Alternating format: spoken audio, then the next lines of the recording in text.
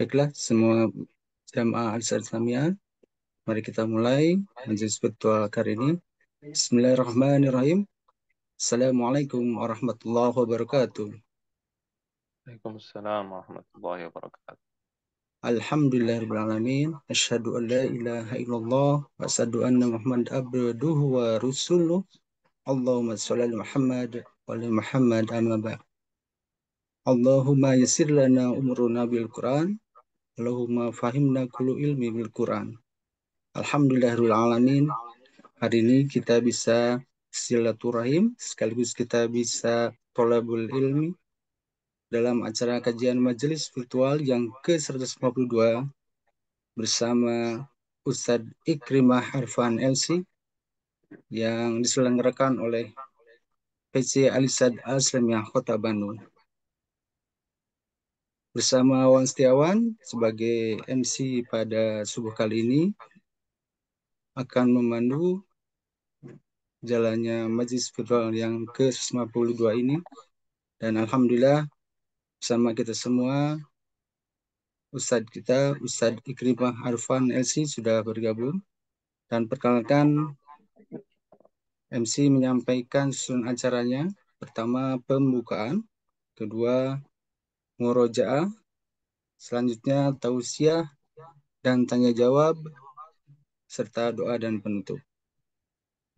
Baiklah, jamaah semua. Dalam kegiatan ini tentunya kami harapkan partisipasi dari semua jamaah agar bisa bertanya baik itu melalui langsung ataupun melalui chat. Untuk lebih berkah lagi dan supaya tidak berpanjang kalam, kami akan langsung memberikan waktunya kepada Ustadz. Assalamualaikum warahmatullahi wabarakatuh. Ustadz, gimana kabarnya, sehat? Alhamdulillah. Waalaikumsalam warahmatullahi wabarakatuh. Alhamdulillah, amin. Ya, Ustadz, mohon afan dengan waktu terbatas. Nanti kita akan bagi beberapa sesi. Ada 20 menit untuk sesi terakhir, bisa kita tanya jawab supaya nanti ada interaktif dari jamaah Risal Al-Samiyah. Oke, Oke. insyaallah. Alhamdulillah, baiklah seluruh jamaah yang berkahi Allah Subhanahu wa taala. Mari kita mulai kajian kita yang bertemakan tentang akidah Islam, dan tentunya ini salah satu hal yang sangat penting bagi kita seorang muslim dan mukmin, memiliki akidah yang insya Allah akan memberi keselamatan dunia dan akhirat. Dan untuk mendapatkan itu semua tentunya perlu sebuah ilmu, dan mudah-mudahan dalam kajian subuh ini ilmu tersebut bisa kita dapatkan. Pada Al-Karom kami persilahkan. Baik, jazakumullah khair. Assalamualaikum warahmatullahi wabarakatuh. Bismillahirrahmanirrahim. Alhamdulillahi rabbil alamin. Hamdan kathiran tayyiban mubarakan fih. ملء السماوات وملء الأرض وملء ما بينهما وملء ما شئت من شيء بعد.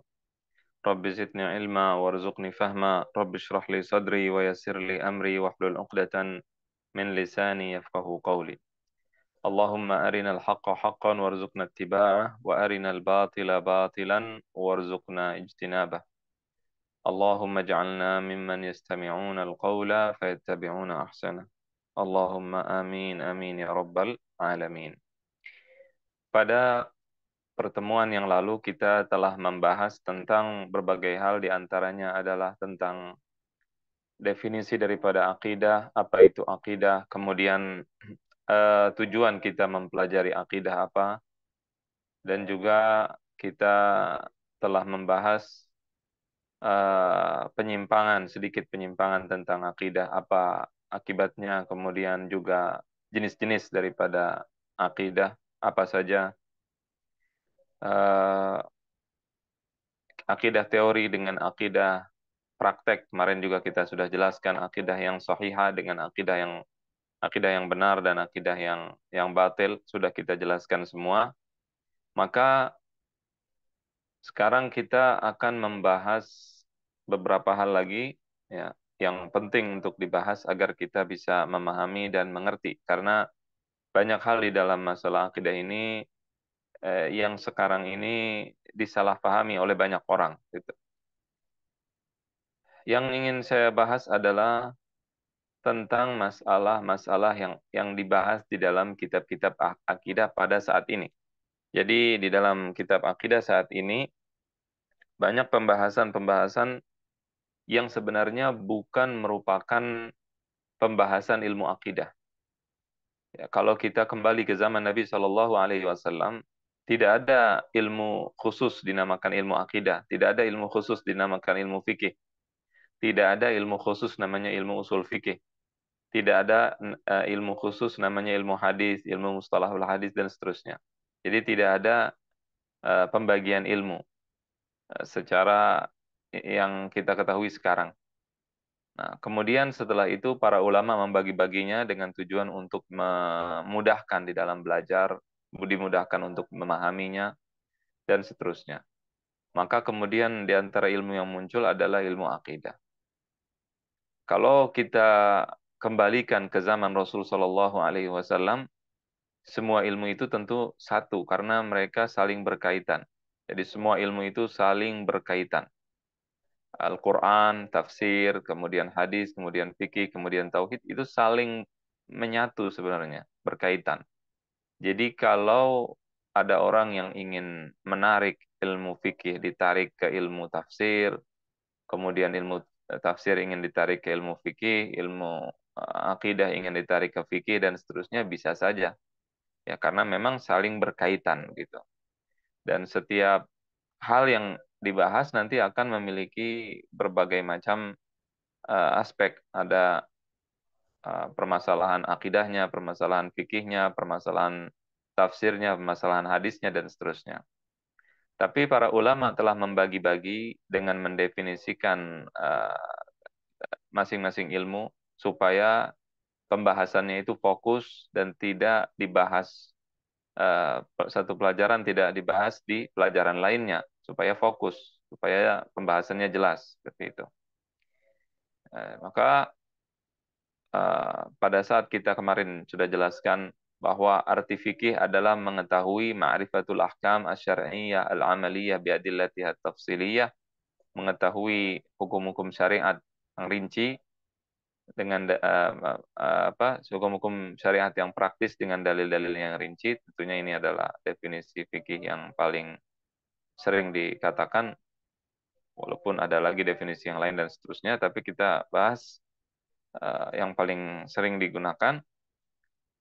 Kemudian akidah kemarin sudah kita jelaskan bahwa akidah adalah ilmu yang berkaitan dengan keyakinan, dan cara kita beribadah kepada Allah dengan di dalam ilmu akidah ini adalah dengan meyakini, dengan beriman. Jadi kita beriman kepada Allah, beriman pada hari akhir, beriman pada malaikat, pada para nabi dan seterusnya, itu merupakan ibadah kita, cara ibadah kita kepada Allah dengan keimanan kita, dengan keyakinan kita. Nah, pembahasan di dalam kitab-kitab akidah ini, masalah-masalah akidah itu adalah masalah-masalah, bukan masalah-masalah yang berkaitan dengan fikih sebenarnya. Nah, cuma sekarang ini ketika kita membuka buku kitab-kitab akidah dan ketika seseorang membahas masalah-masalah akidah, kita mendapati pembahasan akidah itu diantaranya ada hal-hal yang berkaitan dengan fikih. Jadi pembahasan yang harusnya dibahas secara mendalam di dalam kitab fikih, tetapi dibawa ke ranah akidah. Ya, dibawa ke ranah akidah. Kalau kita bicara fikih, fikih itu dalil-dalilnya sebagian besar dalilnya adalah dalil dhanni atau dalil yang tidak pasti. Dalil yang tidak pasti. Adapun di dalam masalah akidah ini kan dalilnya sebagian, khususnya yang pokok-pokok, adalah dalil yang pasti. Nah, maka nanti akan ada kerancuan. Sehingga sebagian orang pada saat sedang berbicara masalah-masalah yang harusnya dia toleran di dalam masalah tersebut, ternyata dia tidak toleran dan menganggap perbedaan pendapat antar sesama muslim misalkan antara dia dengan kawannya, antara dia dengan orang yang berbeda pendapat dan pandangan dengannya itu dianggap sebagai sebuah permasalahan yang hak dan batil, permasalahan yang benar dan kemudian lawannya adalah ya, salah. Nah, ini yang harus kita dudukkan dulu persoalannya. Ya, jadi kalau kita misalkan membaca firman Allah di dalam Al-Qur'an, ara'aital ladzi yukadzibu bid-din, fadzalikal ladzi yad'ul yatim. Nah, dan seterusnya sampai akhir ayat atau ayat yang lainnya. Kita di sini ketika berbicara tentang hukum Allah Subhanahu wa taala atau tafsir Al-Qur'an yang berkaitan dengan masalah fikih perbedaan pendapat, nah ini bisa ditarik ke dalam masalah akidah nanti. Ada perbedaan pendapat tapi bisa ditarik ke dalam masalah akidah. Sehingga sebagian orang mungkin mengatakan tidak boleh berbeda pendapat karena yang mengatakan Al-Qur'an dan seterusnya. Nah, di dalam masalah fikih ada pembahasan-pembahasan yang intinya kadang-kadang ada di dalam pelajaran fikih. Misalkan masalah tentang uh, sikap kita terhadap waliul amri atau kepada pemimpin misalkan. Nah, bagaimana jenis orang kepada atau kelompok-kelompok sikap kelompok-kelompok terhadap waliul amri. Ada yang namanya bughat, ada yang pemberontak, ada yang al-khawarij yang melakukan bid'ah khawarij, kemudian ada lagi orang yang mencegah kemungkaran, ya, menyuruh kepada kebaikan. Nah, bagaimana cara pendefinisiannya, kemudian perinciannya itu dipelajari di dalam kitab fikih. Nah, seperti itu. Jadi di dalam masalah akidah, kita hanya membahas tentang bagaimana sikap kita terhadap waliul amri di dalam keyakinan kita. Nah, kemudian nanti pembahasan rincinya di dalam fikih. Dia asalnya dalam masalah fikih. Kemudian ada lagi kadang-kadang memang masalah fikih yang dimasukkan ke dalam masalah akidah, tapi tujuannya itu untuk keyakinannya. Misalkan masalah masah alal khuffain. Ketika kita membahas tentang mengusap apa namanya mengusap khuf, ya, mengusap apa sepatu mungkin bisa diartikan. Ketika seseorang berwudu, dia mengusap sepatunya. Nah, itu masa alal khuf itu dimasukkan ke dalam pelajaran akidah, padahal dia sebenarnya pelajaran fikih. Nah, ini para ulama yang memasukkan, tujuannya apa? Tujuannya adalah untuk menjelaskan kesalahan orang Syiah. Ya, mereka yang tidak mau menerima mengusap sepatu itu dengan alasan-alasan mereka, maka di sini para ulama akidah memasukkan masalah al-masah al-khufain ke dalam akidah, tapi tidak membahas rincian-rinciannya. Perinciannya dibahas di dalam masalah fikih. Ya, jadi kalau pembahasan di dalam akidahnya adalah bahwasannya kita meyakini bahwa mengusap sepatu itu atau khuf, ya, yang lebih tepat khuf, karena khuf itu memiliki syarat, tapi untuk mendekatkan saya terjemahkan sepatu aja. Jadi sepatu itu kalau kita apa namanya kita usap dengan air, maka di sini di dalam masalah akidah kita tidak akan membahas bagaimana caranya, syaratnya apa dan seterusnya. Itu dibahas di fikih. Yang kita bahas adalah keyakinan boleh melakukan itu saja. Nah, seperti itu. Nah, kemudian yang dimasukkan para ulama ada beberapa hal yang dia sebenarnya identik dengan fikih dimasukkan ke dalam masalah akidah, tetapi sebagian orang zaman sekarang memasukkan berbagai macam hal yang tidak dibahas di dalam kitab-kitab akidah dan dimasukkan, dipindahkan ke dalam ranah akidah. Saya berikan contoh, misalkan membaca Al-Quran, ya, baca Al-Quran di kuburan apa hukumnya, gitu kan? Itu pembahasan dalam kitab fikih, pembahasan di dalam kitab fikih. Nah, kemudian misalkan masalah-masalah tawassul misalnya, pembahasan masalah fikih. Banyak hal yang berkaitan dengan pembahasan akidah sekarang ini dibahas di dalam ranah akidah, padahal dia aslinya, pembahasan aslinya ada di dalam kitab-kitab fikih para ulama. Nah, ketika seseorang tidak belajar fikih, misalkan, maka dia akan salah paham dan juga akan membuat kesimpulan-kesimpulan hukum yang salah.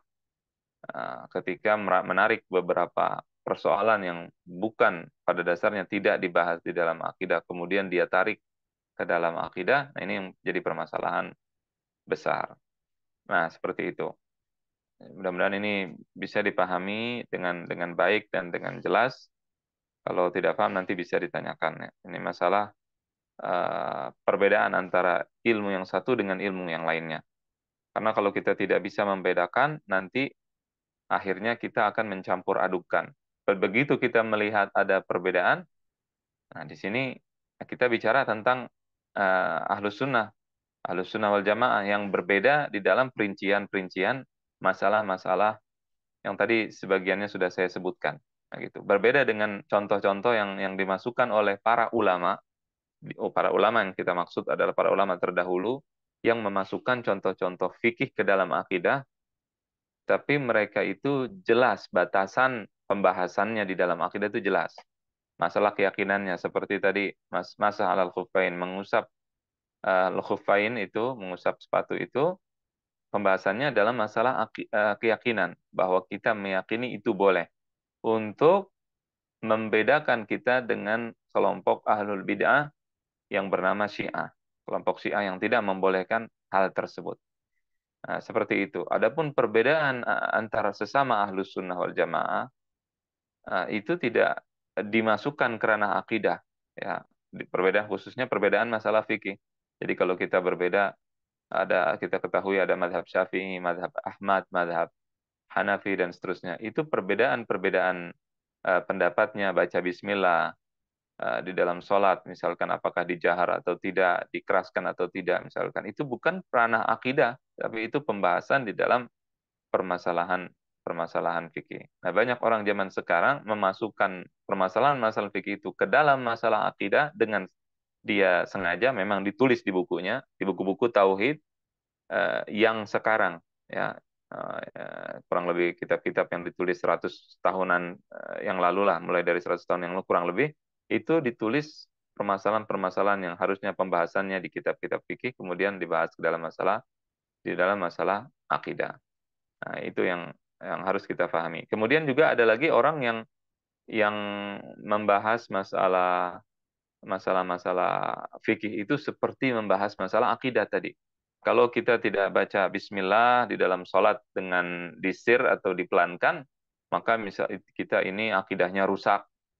Ya, saya pernah sholat sunnah 2 rakaat, kemudian pas tahiyatnya kita tawarruk. Tawarruk itu apa? Pada saat kita sholat zuhur kita kan 2 tasyahud. Tasyahud pertama, kemudian tasyahud yang kedua. Nah, kaki saya kaki kita ketika sholat kan masuk ke dalam. Nah, itu namanya tawarruk di tasyahud yang terakhir yang biasa kita lakukan. Kalau di dalam sholat zuhur tidak ada masalah, tidak ada perbedaan. Adapun sholat 2 rakaat itu ada perbedaan para ulama. Bagaimana cara sholatnya? Apakah kaki kita pada saat tasyahud itu kakinya seperti kita sholat zuhur di tasyahud yang pertama atau di tasyahud yang kedua? Nah, saya duduknya seperti tasyahud yang kedua. Begitu selesai sholat, ada yang tegur. Nah, ini baru kan negur ini imam masjid dan seterusnya. Dia tanya, yang ditanya bukan masalah persoalannya, persoalan fikih itu. Yang ditanya adalah akidahnya apa? Kok jadi urusannya ke akidah? Itu permasalahan fikih, apa masalahnya dengan akidah? Secara tidak langsung, itu hal tidak disebutkan dalam kitab akidah. Tetapi secara praktek, secara amaliyah, banyak orang menganggap kalau ada perbedaan-perbedaan di dalam masalah fikih, maka nanti dia akan menuduh kita berbeda akidah, berbeda kepercayaan dengannya. Nah, ini sebuah kesalahan yang sangat fatal. Tidak ada urusannya dengan akidah di situ. Saya kita ketika sholat 2 rakaat, kemudian kita cara sholatnya mengikuti satu madhab pendapat para ulama, itu tidak berkaitan dengan akidah. Walaupun tidak disebutkan dalam kitab akidah, tapi secara amaliyah dan praktek banyak orang yang kemudian menuduh atau menganggap ketika orang lain berbeda dengannya, maka dia bermasalah di dalam masalah akidah. Ini juga penting untuk dipahami. Kemudian hal lain yang ingin saya jelaskan sebelum kita membahas masalah akidah adalah eh, penyimpangan di dalam masalah akidah. Ya. Kalau kita berbicara tentang manusia, kalau kita berbicara tentang orang-orang yang Allah ciptakan, manusia yang Allah ciptakan ini, bagaimana sikap mereka terhadap Allah Ta'ala, kita ketahui bahwasannya ada orang-orang yang menyembah Allah saja. Orang yang percaya dan beriman kepada Allah. Dan ini disebut dengan orang-orang mukmin, orang-orang yang beriman. Kemudian ada lagi orang-orang yang melakukan kesyirikan, yaitu menyembah Allah, kemudian menyembah bersama Allah Tuhan lainnya. Nah, ini namanya orang-orang musyrik. Mereka percaya kepada Allah, kemudian menyembah kepada selain Allah. Kemudian ada lagi orang-orang yang menyembah Allah Subhanahu wa taala tapi salah di dalam memahami atau salah di dalam eh, menyikapi atau menyifati Allah Subhanahu wa taala. Kemudian ada lagi orang-orang yang tidak percaya kepada Allah atau tidak percaya terhadap Tuhan, orang-orang ateis dan seterusnya. Nah, kalau kita perhatikan, kita akan berbicara tentang orang-orang Islam yang percaya kepada Allah Subhanahu wa taala. Kenapa kok ada perbedaan-perbedaan pendapat di dalam masalah akidah? Kenapa kok terjadi kelompok-kelompok sekte-sekte di dalam masalah akidah? Kalau kita mempelajari nanti akidah, akan ada banyak kelompok di situ. Ada kelompok namanya Mu'tazilah, ada kelompok namanya Al-Karramiyah, ada lagi kelompok yang ini kita bicara yang terdahulu. Ya, ada kelompok Syiah, ada Khawarij dan seterusnya. Ini penyebabnya apa? Kok berbeda pendapat? Nah, kalau itu kita bicara eh, perbedaan pendapat antar Ahlus Sunnah wal Jamaah pengikut Al-Quran dan Sunnah Nabi Shallallahu Alaihi Wasallam dengan selainnya. Kemudian ada lagi perbedaan juga sebagian orang yang mengaku sama-sama Ahlus Sunnah, tapi kok terjadi perbedaan pendapat juga. Di sini kalau kita pelajari di dalam sejarah, kalau kita lihat misalkan Mu'tazilah misalnya. Mu'tazilah itu satu kelompok. Itu mulai ada pemikiran ini dikatakan disebut dengan i'tizal. I'tizal itu artinya menjauh. Ada seorang bernama Wasil ibnu Atha, dia menjauh dari halaqah, dari halaqah itu kumpulan majelis, majelisnya Al Hasan Al Basri, seorang ulama salaf namanya Hasan Al Basri. Dia menjauh. Kemudian dia membuat pemikiran-pemikiran baru. Nah, ini penyebab munculnya suatu akidah yang berbeda. Nah, pendapat yang aneh-aneh dan berbeda ketika ada seorang yang menjauh kemudian nyeleneh. Ini yang kalau kita perhatikan seperti itu. Jadi banyak orang yang mungkin dia memiliki uh, sifat kritis dan seterusnya. Nah, tapi dia tidak mengikuti rambu-rambu para ulama, tidak mempelajari, tidak ingin memahami bagaimana para ulama menjelaskan masalah akidah, menjelaskan masalah-masalah yang berkaitan dengan kepercayaan. Nah, dia ingin memiliki pendapat dan dia mengeluarkan pendapat tersebut akhirnya membuat kelompok baru. Nah, ini yang kita dapati di dalam setiap penyimpangan di dalam masalah akidah. Banyak orang yang memiliki pendapat dalam tanda kutip nyeleneh. Biasanya dia berbeda pendapat, memberontak ya dalam tanda kutip kepada para ulama. Memberontak kepada para ulama, memiliki pemikiran-pemikiran nyeleneh, dan biasanya orang-orang tersebut bukan orang yang memiliki ilmu yang mumpuni. Walaupun ada juga yang berilmu, tetapi sebagian besarnya tidak. Nah, oleh karena itu, ini yang penting kita pahami. Ketika ada suatu gerakan, ketika ada suatu pemikiran yang dibangun atas dasar memusuhi, membenci, memerangi para ulama di sini para ulama yang diakui mereka ulama besar, ya diakui keilmuannya, memiliki berbagai macam karya, kemudian tiba-tiba diserang, tiba-tiba disalahkan, dan seterusnya. Bukan satu ulama. Ulama itu saling melengkapi. Ya. Kenapa? Karena pemikiran mereka nyambung dan mereka mengambil pemikiran mereka dari Nabi Shallallahu Alaihi Wasallam. Al ulama warathatul anbiya. Para ulama itu adalah pewaris para nabi. Nah, jadi mereka mewarisi ilmu mereka dari guru-guru mereka, dari guru-guru mereka, dan mereka pun memiliki sifat kritis, mereka memiliki ilmu.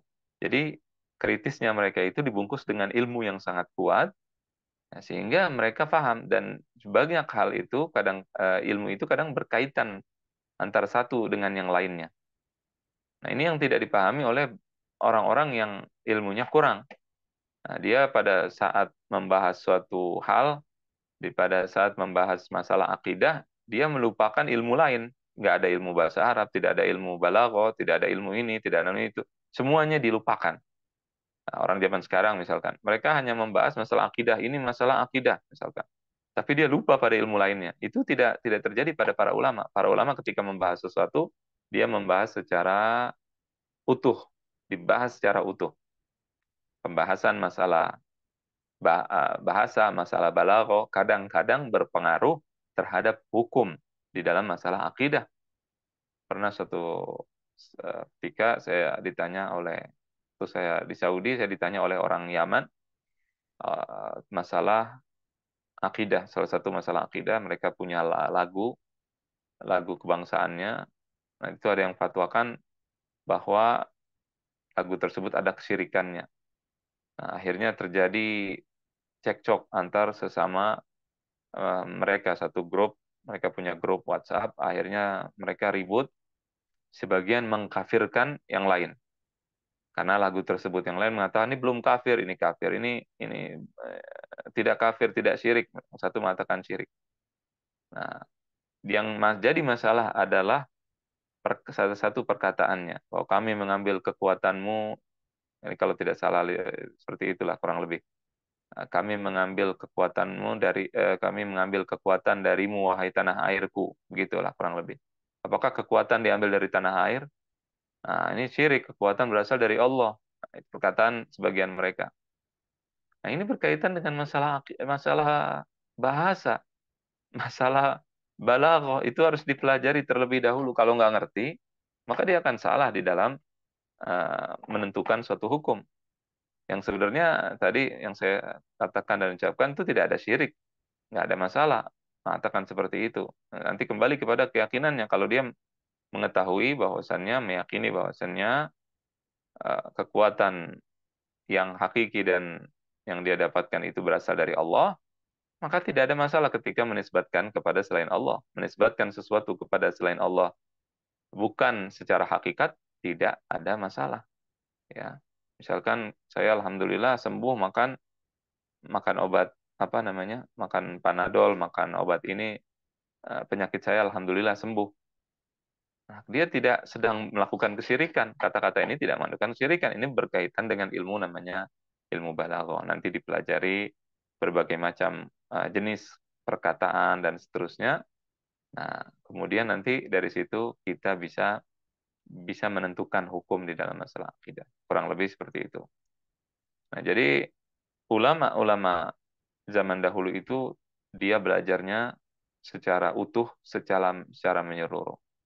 Nah, banyak orang yang dia sebenarnya berilmu, tapi ilmunya itu tanggung, tidak sampai kepada derajat para ulama tersebut.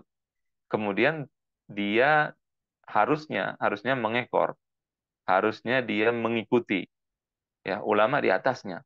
Dan ini suatu hal yang wajar.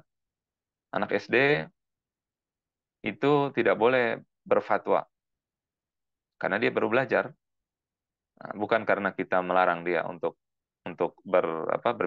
berpikiran kritis dan seterusnya. Enggak, kita nggak larang, boleh-boleh saja. Anak SMP ya juga baru belajar. Ilmunya belum sampai untuk dia bisa memiliki pendapat sendiri gitu. Belum bisa. Dia harus mempelajari terlebih dahulu. Dia belum boleh mengkritik profesor. Kenapa? Ilmunya nggak ada. Kemudian dia belajar lagi. Nah, SMA sama. Dia belum bisa berperilaku seperti perilaku profesor. Walaupun dia sudah naik ilmunya, ilmu orang SMA. Dia kuliah S1.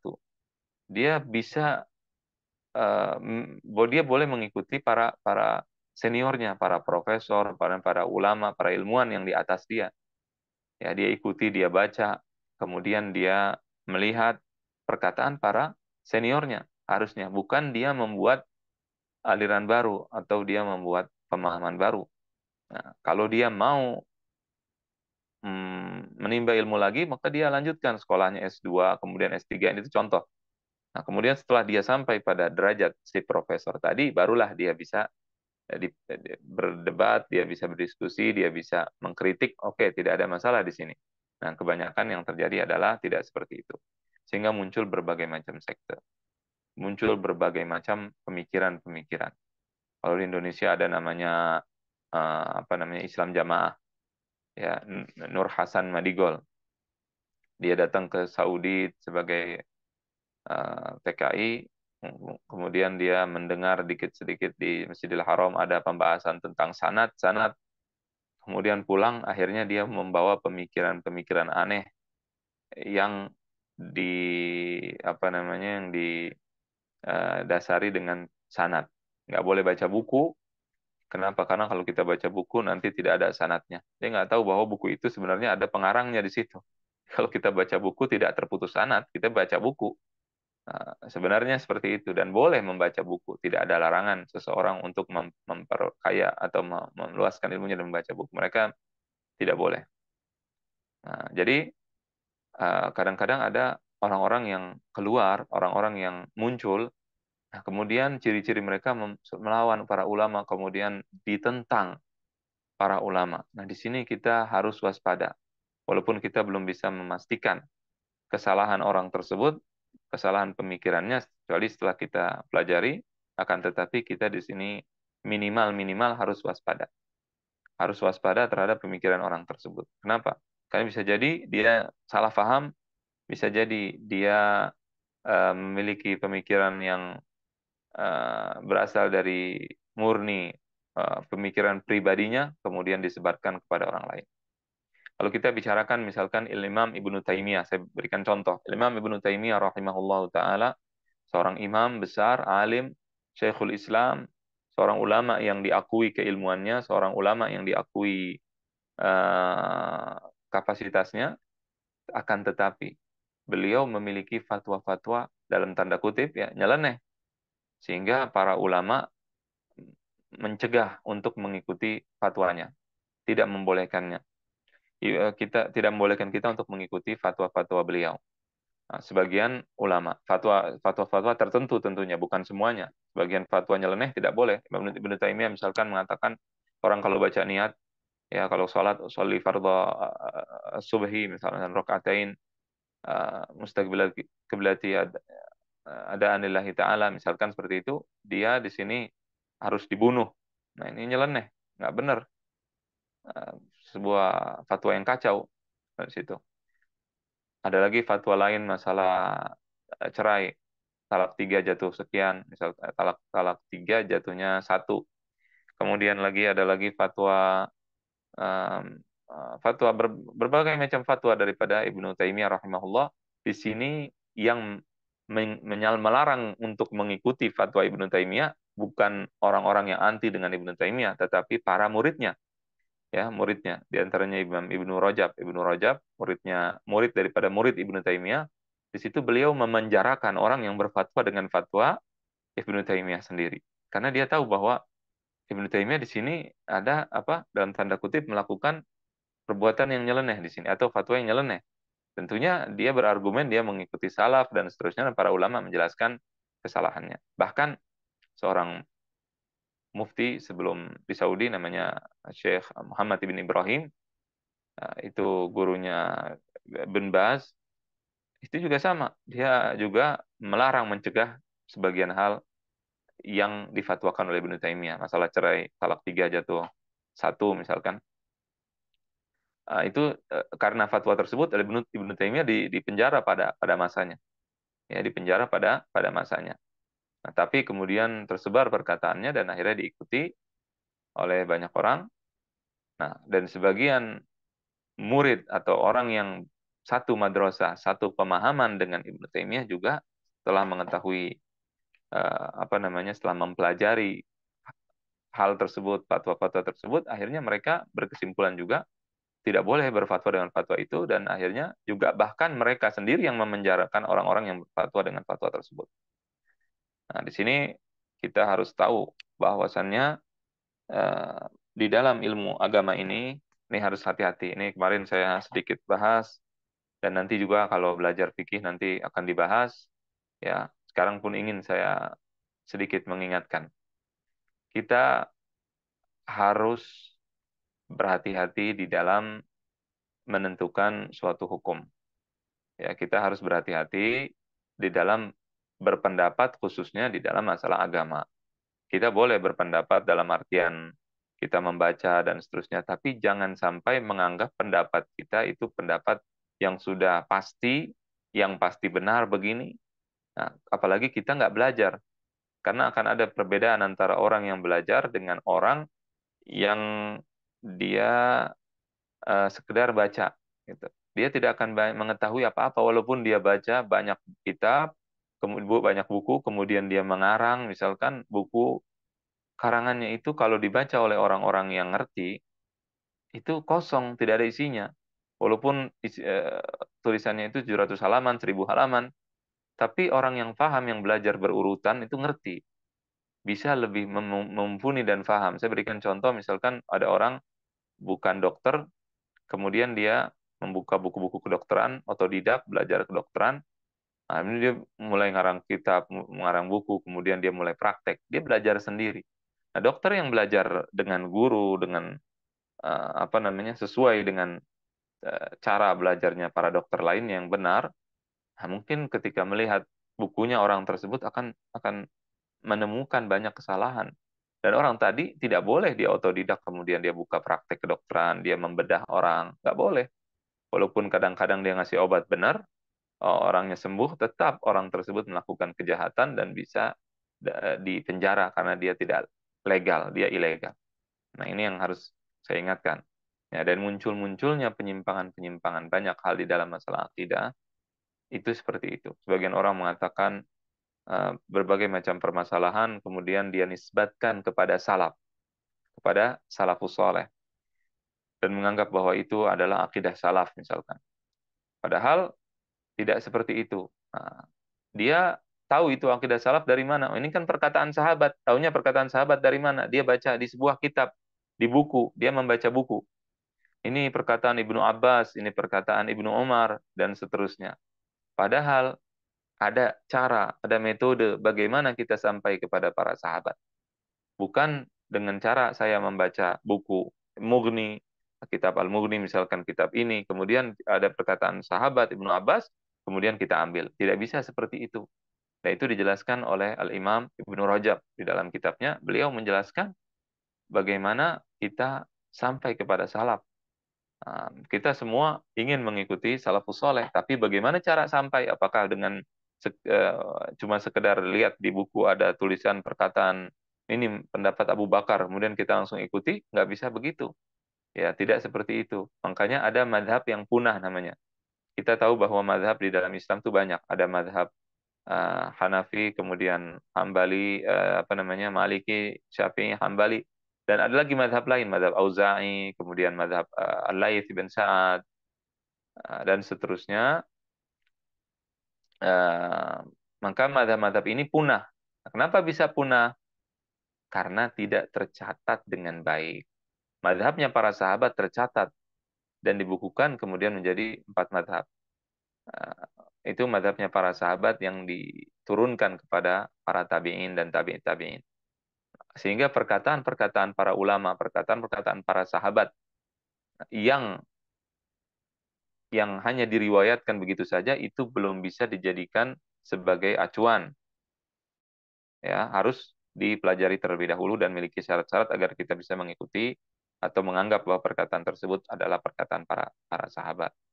Mudah-mudahan ini jelas ya. Kalau saya tidak tahu waktunya sudah habis atau belum. Ya, Ustaz. Waktunya 5 menit lagi, Ustaz. Afwan. Baik, baik.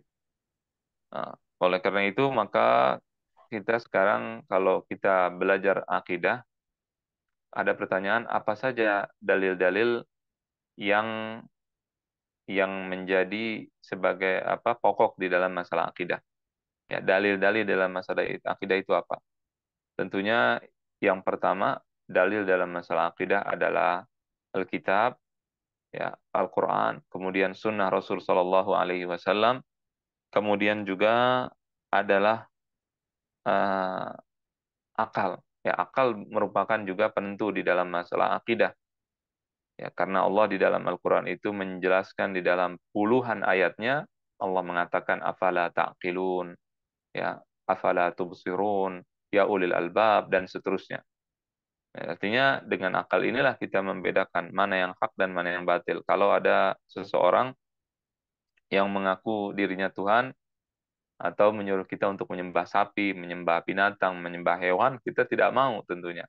Kenapa? Karena kita memiliki alat untuk membedakan mana yang hak, mana yang batil, mana yang benar, mana yang salah, dan alat tersebut yang Allah berikan kepada kita adalah akal kita. Membedakan, oh ini tidak boleh, saya kenapa harus menyembah manusia yang sama seperti saya yang lemah? Ya, akalnya berpikir, ya, dan kita menggunakan akal kita ini untuk memahami Al-Quran, untuk beriman kepada Allah dan Rasulnya Shallallahu Alaihi Wasallam. Ya, jadi tidak ada pertentangan antara Al-Quran, kemudian Sunnah Rasulullah SAW dan juga akal yang benar, cara berpikir yang benar. Kalau salah, ada kesalahan oleh orang yang berpikir, di situ yang salah bukan akalnya, tapi cara berpikirnya yang salah. Ya, kalau ada orang salah menghitung, bukan ilmu berhitungnya salah, tapi cara dia menghitung yang salah. Nah, kemudian juga fitrah. Ya, fitrah manusia itu merupakan juga dalil yang menunjukkan kepada kepada apa namanya? Kepada hak, kepada kebenaran. Terakhir, ini terakhir, di dalam masalah akidah itu kita harus hati-hati, ya. Jangan sampai kita termakan dengan syiar atau jargon-jargon. Ya, kita ikut Quran, kita ikut Sunnah. Misalkan ada sebagian orang mengatakan kita ikuti akidah salaf, kita ikuti atau kita tauhid, eh, kita memperhatikan tauhid. Kadang-kadang ada orang-orang yang setiap hari mengatakan kita ikut tauhid, ya, tapi sebenarnya tauhidnya salah. Mu'tazilah itu jargonnya tauhid dan keadilan. Jadi mereka ini disebut dengan ahli tauhid, tapi tauhidnya salah, gitu. Jadi di dalam masalah akidah ini harus kita kita pahami juga yang kita butuhkan bukan hanya sekedar jargon, tapi yang kita butuhkan adalah yang benar bagaimana itu yang kita kita pelajari dan yang kita imani dan kita lihat bukan hanya sekedar jargon atau ucapan-ucapan yang bagus, yang enak didengar, tapi pada hakikatnya tidak seperti itu. Itu yang harus kita hindari. Allahu a'lam.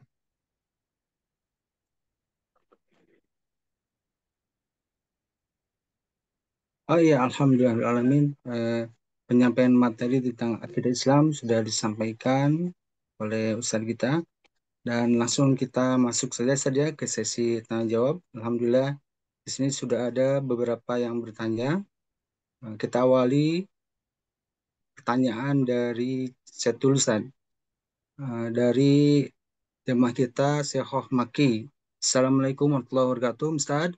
Kalau orang Waalaikumsalam Muslim, warahmatullahi wabarakatuh. Iya. kalau orang Muslim merayakan ulang tahun, itu termasuk dalam akidah atau bagaimana, Ustadz? Mohon pencerahannya. Jazakallahu khairan katsira. Iya, Kom. Eh, masalah ulang tahun bukan masalah masalah akidah, ya, bukan berkaitan dengan masalah akidah. Itu masalah fikih, nggak ada urusan sama akidah, begitu. Dan juga di dalam masalah fikih, fikih itu kemarin kita katakan adalah pemahaman yang mendalam. Kita nih kalau menjawab sesuatu hal itu harus dipelajari terlebih dahulu dengan baik, baru kemudian kita jawab, ya, atau kita pahami. Jangan kita melihat sesuatu dengan emosi, jangan emosi. Ya, ketika kita melihat misalkan masalah ulang tahun, Nah, ini ulang tahun ada ulama yang membolehkan, ada ulama yang tidak membolehkan. Biasanya yang tidak membolehkan akan membawa dalil man tasyabbaha biqaumin fahuwa minhum, barang siapa yang menyerupai suatu kaum dia termasuk kepada kelompok kaum tersebut. Itu biasanya dalilnya. Tetapi kalau kita teliti lebih mendalam lagi, apakah benar kalau orang mengikuti satu kaum langsung menjadi bagian darinya itu dalam semua hal atau tidak? Kalau seperti itu kita nanti tidak ada yang selamat. Kita pakai celana, ya kita ikutin orang kafir semua nanti. Akhirnya kita bersama orang kafir semua. Kita pakai celana, kita pakai jas, kita pakai dasi. Apakah tidak boleh? Nah, itu kan perbuatan yang menyerupai orang kafir. Nah, di sini harus mempelajari hadis itu maksudnya bagaimana, lihat penjelasan para ulama dan hadis tentang hadis tersebut. Dan para ulama menjelaskan tasyabuh yang dimaksud di sini adalah menyerupai orang kafir di dalam masalah agama dan keyakinannya. Kita tidak boleh berpakaian dengan pakaian yang di situ mencerminkan simbol keagamaan mereka. Jadi kalau saya pakai pecinya ini simbol keagamaan mereka, tidak boleh. Baru termasuk hadis tadi, man tasyabbah biqaumin fahuwa minhum. Tapi kalau pakai pakaian yang sama dengan mereka, tapi tidak ada hubungannya dengan urusan keagamaan, ritual keagamaan, atau tadinya ada hubungan kemudian ditinggalkan, tidak ada urusannya lagi dengan keagamaan, maka tidak ada masalah. Tidak ada masalah. Jadi kebudayaan itu saling mempengaruhi. Kita ngambil dari budaya barat yang bagus, nggak ada masalah. Mereka bangun pagi, misalkan mereka atau apa budaya-budaya mereka yang tidak ada di kita, tapi bagus, kita boleh ambil, nggak ada masalah. Ya, mereka suka misalkan minum, misalnya cuma sekedar misal aja, misalkan suka minum kopi, minuman sehat misalkan. Minuman sehat itu kita boleh ikuti, nggak ada masalah, karena tidak bertentangan dengan masalah dengan tidak berkaitan dengan masalah akidah. Nah, kalau saya jawab tidak, saya jawab langsung, tapi saya berikan rambu-rambunya lah kurang lebih. Kalau di dalam masalah ulang tahun itu tidak ada hubungan dengan ritual, ya tidak ada masalah. Ada tiup lilinnya gimana? Tiup lilin tidak bertentangan dengan akidah. Apa masalahnya? Orang tiup lilin saja, itu kan kebudayaan. Ambil lilin ditiup kan nggak ada masalah. Gitu. Kalau tidak berkaitan dengan masalah ritual, ya. Kecuali hal tersebut merupakan bagian dari keagamaan mereka, di sini tidak boleh. Ya, dan tidak ada maksiat tentunya. Ketika ada kemaksiatan, maka tidak boleh di dalam ulang tahun tersebut. Jadi kalau uh, kita misalkan apa namanya diundang, anak kita diundang acara ulang tahun ke temannya anak-anak, kita datang kemudian kita kasih hadiah, di sini memasukkan apa kegembiraan kepada orang lain, yaitu pada anak-anak, tidak ada masalah insya Allah taala, ya. Tetapi kalau orang tua, orang dewasa sih, ya saran saya tidak usah ulang tahun gitu ya, nggak perlu gitu kan. Ini kita kalau anak-anak kecil, nah itu insya Allah tidak ada masalah selama tadi ulang tahun tadi ya, tadi tidak ada hubungannya dengan ritual mereka. Itu aja. Allah alam, mudah-mudahan jelas ya. Oke, Alhamdulillah. Syukur Ustaz. Mudahan ini bisa diterima oleh semua pihak, khususnya yang bertanya. Untuk selanjutnya ada penanya kedua dari Ustadz Abdul Mujib. Afwan Mhm. Ustadz izin bertanya, bagaimana menurut pendapat Ustadz tentang perbedaan fikih atau akidah tersebut Hmm. dan bagaimana caranya untuk menyikapi perbedaan tersebut? Syukur Iya, Ustadz. apaan? Hmm. Kita ketika membelajar itu ada tahapannya, ada tahapannya. Nah, orang kalau mau belajar itu kan masuk ke sekolah al-irsyad misalkan, nggak bisa mau masuk daftar tiba-tiba mau daftar SMA. SD-nya belum, nggak ada ijazahnya. Tidak ada ijazah SD, tidak tahu mau masuk SMA, nggak bisa. Belajar harus dari dasar dulu, terlebih dahulu. Nah, kita pun seperti itu. Kalau kita mau belajar fikih, kita masuk ke dalam satu sekolah. Ya, di dalam fikih sekarang ada 4 madrasah. Ada madrasah Al-Imam Syafi'i, Al-Imam Ahmad, Al-Imam Malik, Al-Imam Abu Hanifah. Belajar dari sekolah tersebut. Itu sekolah yang diakui. Kurang lebih begitu. Itu di dalam masalah fikih. Begitu pula di dalam masalah akidah. Belajar. Karena kalau belajar dari sekolah yang tadi yang diakui, dia belajarnya berurutan, meningkat. naik kelas. Kemudian nanti setelah itu baru dia bisa mampu untuk apa namanya, kalau sudah lulus dia nanti mau jadi seperti Imam Syafi'i pun boleh, nggak ada masalah. Jadi menyikapinya bagaimana? Kita mengikuti para ulama yang diakui keilmuannya.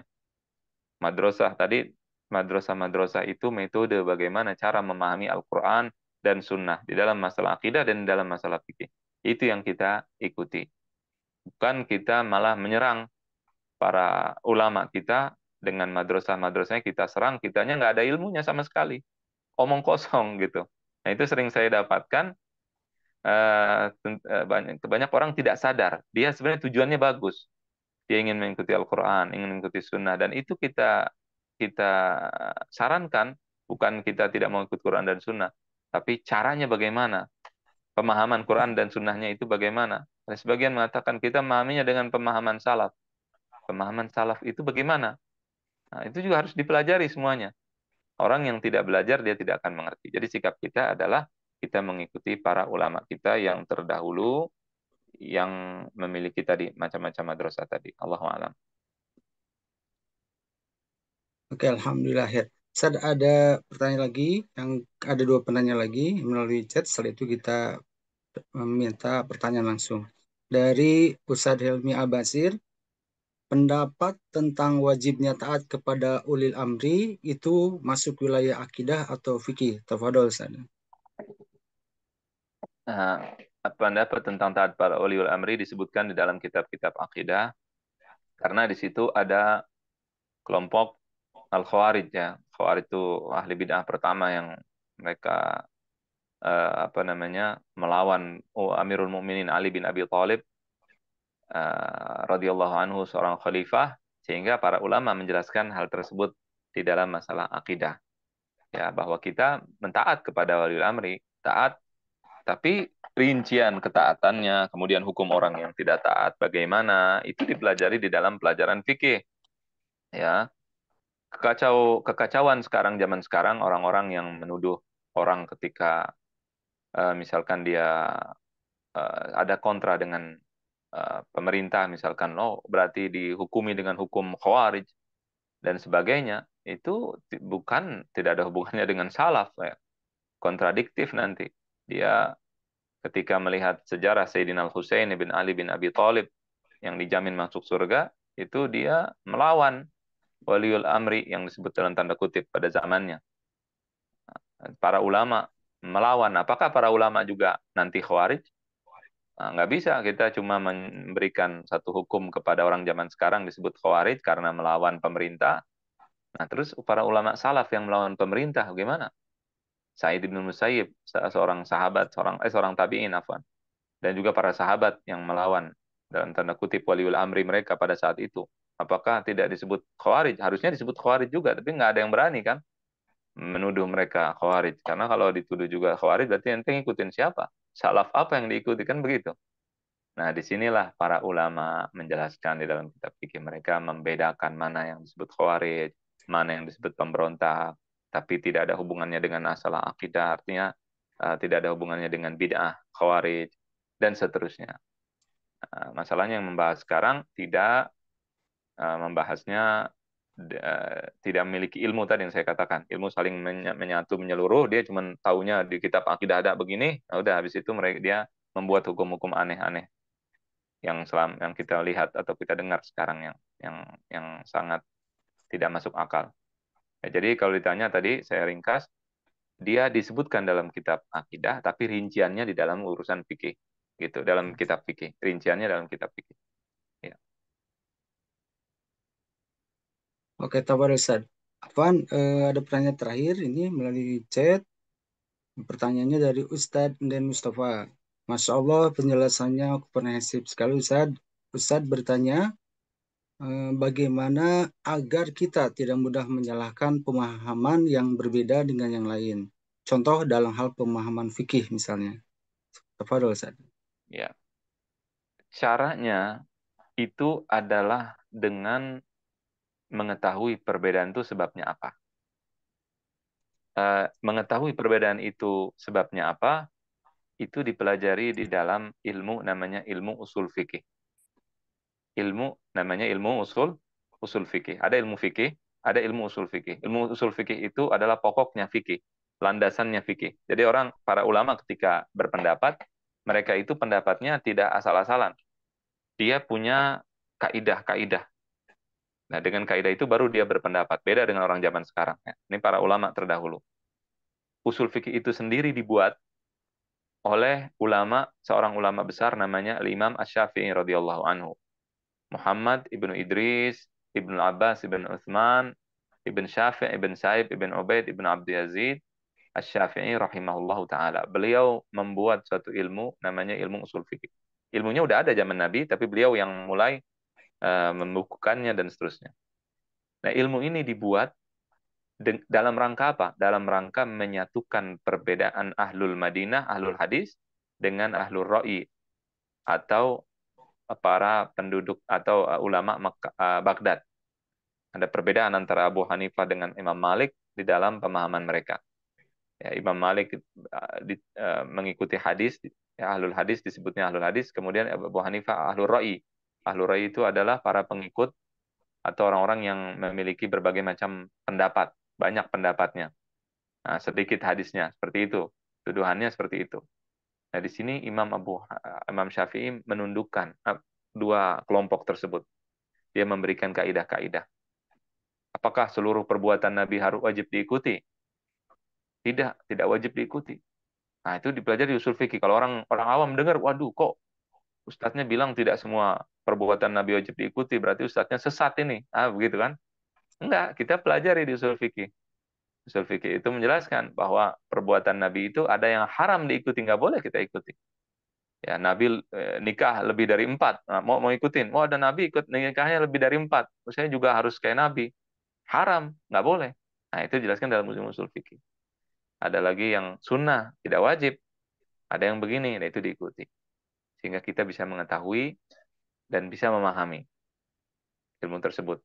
Banyak orang tidak memahami ilmu ilmu fikih perbedaan karena dia tidak mengerti ilmu usul fikih. Termasuk ustadz-ustadznya nggak ngerti ilmu tersebut. Ya, di dalam ilmu usul fikih itu disebutkan siapa yang boleh berbicara, yang boleh berpendapat, mengambil, menggali dari Al-Quran dan Sunnah, disebut dengan mujtahid, dan seterusnya. Itu semua dipelajari di dalam ilmu usul fikih. Allah alam. Ya, alhamdulillahalamin. Beberapa pertanyaan melalui chat sudah kita jawab dan dijawab langsung oleh Ustadz. Mengingat waktu Ustadz Afwan ini sudah pukul 6.31, jadi kita akan berada di akhir majelis. Untuk itu kami mohon bisa Ustadz membimbing doa untuk di akhir majelis ini. Tafadhol Ustadz. بسم الله الرحمن الرحيم الحمد لله رب العالمين حمد الشاكرين حمد الناعمين حمدا يوافي نعمه ويكافئ مزيده يا ربنا لك الحمد ولك الشكر كما ينبغي لجلال وجهك الكريم وعظيم سلطانك اللهم صل وسلم على سيدنا محمد وعلى آله وصحبه أجمعين اللهم صل وسلم على سيدنا محمد وعلى آله وصحبه أجمعين اللهم صل وسلم على سيدنا محمد وعلى آله وصحبه أجمعين اللهم اجعل اجتماعنا هذا اجتماعا مرحوما ولا تجعل اجتماعنا هذا اجتماعا شقيا ولا تجعل من بيننا ولا فينا محروما ولا شقيا يا حي يا قيوم يا ذا الجلال والإكرام اللهم تقبل منا إنك أنت السميع العليم وتب علينا إنك أنت التواب الرحيم ربنا آتنا في الدنيا حسنة وفي الآخرة حسنة وقنا عذاب النار وصلى الله وسلم على سيدنا محمد وعلى آله وصحبه أجمعين السلام عليكم ورحمة الله وبركاته. Amin ya Rabbal Alamin. Jazakumullah khairan kepada Ustadz yang sudah memberikan um, materi tentang fikih ini. Mudah-mudahan ini memberikan rambu-rambu kepada kita semuanya agar tidak Tidak. terjebak di afan dengan akidah, supaya tidak terjebak dalam kesesatan. Dan kita juga dihimbau untuk selalu belajar dan belajar, baik itu belajar agama dan juga ilmu pengetahuan, agar kita bisa menyaring dan bahkan juga kita bisa eh, berlisan ataupun misalnya berpendapat secara eh, representatif. Sekali lagi, jazakumullah khairan pada Ustadz. Mudah-mudahan sehat dan juga bisa bertemu di Amin. sesi yang lain. Kepada seluruh jamaah, khususnya penanya, terima kasih atas partisipasinya. Kami mengundang untuk terus bisa mengikuti kegiatan kajian virtual subuh ini. Mudah-mudahan Allah SWT memudahkan kita semuanya untuk bisa terus um, mengikuti majelis ilmu ini dengan keringanan-keringanan. Sekali lagi terima kasih kepada semuanya. Mari kita akhiri majelis ini dengan membaca istighfar, alhamdulillah, dan doa akhir majelis. Astagfirullahaladzim, alhamdulillahirrahmanirrahim. Subhanakallahumma wa bihamdika, asyhadu an la ilaha illa anta, wa asyhadu anna anta wa atubu ilaik. Terima kasih sekali Ustaz. Assalamualaikum warahmatullahi wabarakatuh. وعليكم السلام ورحمة الله، جزاكم الله خير.